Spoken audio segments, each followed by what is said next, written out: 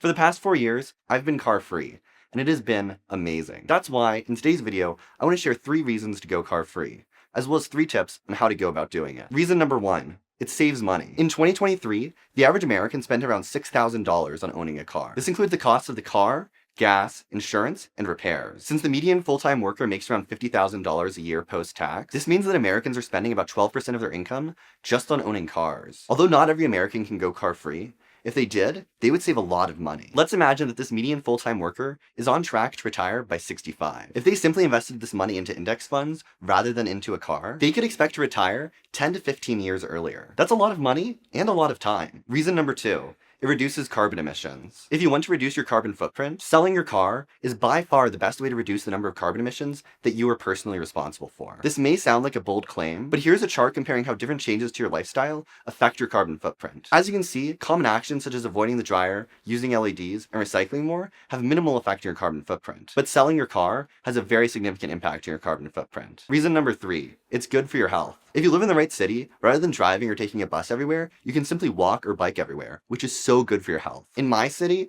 I bike everywhere and I love it. I get mini workouts wherever I go, and I'm always in shape in case a friend wants to go on a bike ride. In addition to this, going car-free is really good for your mental health. Since I don't have a car, I don't have to worry about car payments or having to deal with it when it breaks down. Instead, I get the natural mental boost that comes from getting to bike around all the time. Reason number 4. It makes for better cities. It's an unfortunate fact that cars make cities a lot worse. They pollute the air and create noise that disrupts the peace. They kill over 44,000 Americans in accidents each year. And beyond that, they take up valuable space that could have otherwise been used for housing or parks. If you go car-free, you can help to fight these problems and to ensure that the future of America is centered around people, not cars. Now, hopefully I've convinced you that going car-free is literally the most awesome thing in the world.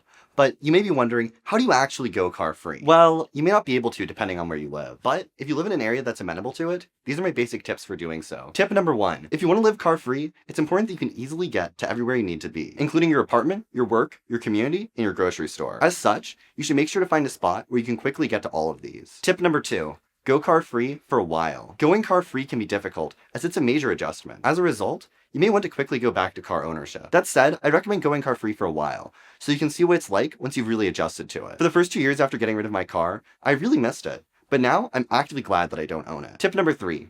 Actually learn the bike infrastructure and public transit in your city. I often meet people who don't think that they live in a bikeable city, but when I start asking them about the bike infrastructure and public transit available, they usually admit that they haven't looked into it. As such, I'd recommend biking around, taking buses, and looking at maps, so you can get a really good sense of how feasible going car-free really is. Hopefully this video is helpful. Sources in the description. Thank you for watching, and have a great day.